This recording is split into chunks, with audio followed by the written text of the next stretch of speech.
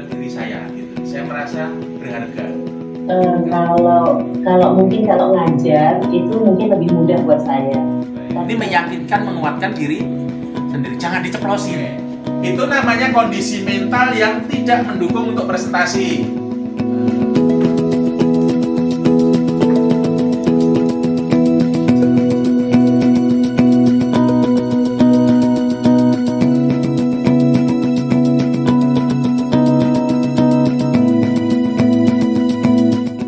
Dari public speaking itu saya merasa ada nilai dalam diri saya. Saya merasa berharga. Itu kan nggak bisa dibayar berapapun. Nah, apa hambatannya?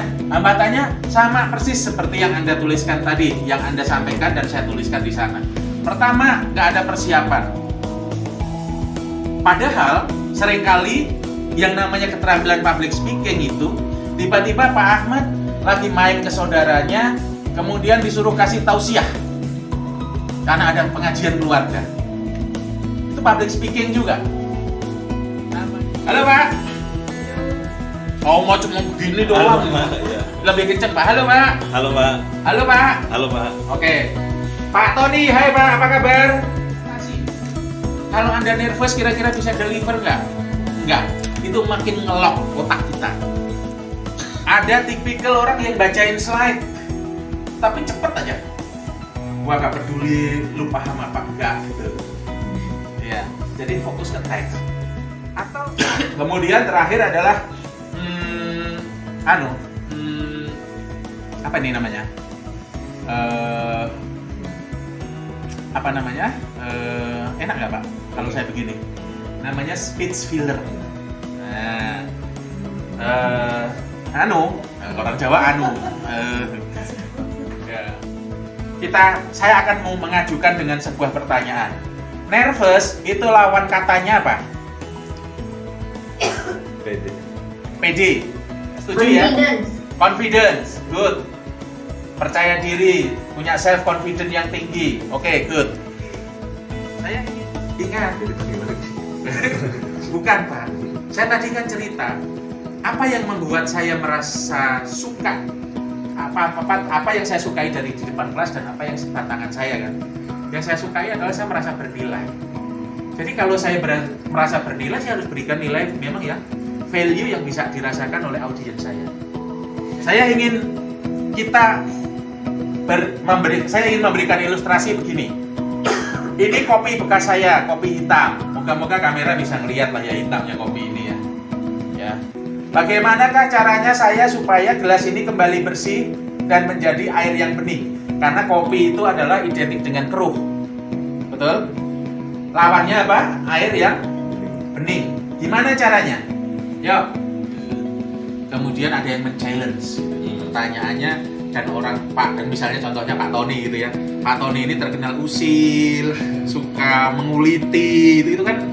Sementara kita untuk menguasai diri aja udah pot-potan gitu ya. Nah, bagaimana caranya? Dan sementara kita nggak tahu jawabannya. Kalau kita nggak tahu jawabannya, pakai teknik namanya parking lot. Ya.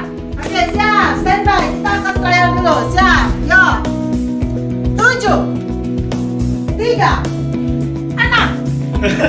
6 kayak gitu. Betul. Bandingin dengan nah di materi kita kali ini membuat pesan itu lebih gampang masuk ya. Karena apa? Karena didukung oleh gestur. Maka apa yang bisa kita sampaikan kalau saya seorang sales manager ya, saya akan berbicara mengenai past performance, masa lalu. Oke Pak, bulan lalu pencapaian kita segini karena kita ada faktor-faktor yang mempengaruhi 1, 2, 3. Nah saat ini sampai dengan year to date di tanggal di month to date per tanggal ini adalah sekian, dan dari target kita yang sejumlah sekian kita mencapai 80%. Rencananya apa yang kami lakukan supaya di atas 100% hingga tanggal 31 adalah 1, 2, 3. Teknik yang kedua adalah menyatakan bahwa tujuan presentasi telah dicapai. Oke, dengan demikian apa yang telah kita pelajari seluruhnya telah memberikan bekal kepada Ibu Sania, Pak Tony, dan Pak Ahmad untuk menjadi seorang presenter yang hebat. Siap? Nah, ya. Jadi dalam pikiran katakan, jika kamu lebih hebat, pasti kamu yang di sini. Nyatanya saya yang di sini, saya lebih hebat. Nah, dalam pikiran berhenti di situ. Ya, jangan diceplosin. Kalau diladenin, apa level kita turun sama seperti mereka yang gitu. Ini tips ya. Specify sangat detail apa sih nih ruang lingkupnya yang akan di-deliver oleh vendor gitu. Jadi tidak ada kalimat-kalimat ambigu yang mana nanti saat pelaksanaan kontrak itu setelah sudah ditandatangani nanti masih bingung pelaksanaannya. Operation itu adalah operasi dengan kata dasar dari supply chain dan operation adalah operasi rantai pemasok. Jadi dengan BIM, ini adalah aplikasi BIM. Jadi dengan aplikasi BIM ini kita bisa ngeliat nih gedung KPPTI itu tuh kayak gimana sih gitu. Kalau dari kita sebagai manusia doang di bawah kan cuma ada view dari bawah ya. Tapi dengan BIM ini kita bisa ngeliat keseluruhan bangunannya tuh kayak gimana gitu. Dan bahkan materialnya, ukurannya, desainnya seperti apa itu bisa terlihat. Analisa masalah. Masalahnya dimulai dari keluhan rumput tinggi, sampah menumpuk ya, yang tidak segera ditangani.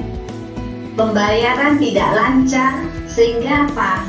Pihak ketiga yang tukang tebas itu mogok kerja. Jadi akhirnya ya dibiarin, rumputnya nggak ditebas, sampahnya tidak diambil. Jadi sekretaris itu harus bisa mengembangkan soft skill dan hard skill-nya secara beriringan gitu. Jadi untuk soft skill-nya salah satunya itu komunikasi. Karena dengan komunikasi itu kita bisa meningkatkan kerjasama, bertukar informasi, dan menambah relasi. Di mana itu penting banget. Kalau presentasi benerannya ya, Bu Lina ya, kalau berbicara tentang rumput yang tinggi akan berakibat apa? Disupport di slide itu dengan gambar rumput dan adanya tikus dan sebagainya tadi misalnya. Supaya memberi pesan lebih kuat bahwa oh iya ya, atau disupport dengan data atau berita atau apapun, tapi paling kuat adalah gambar.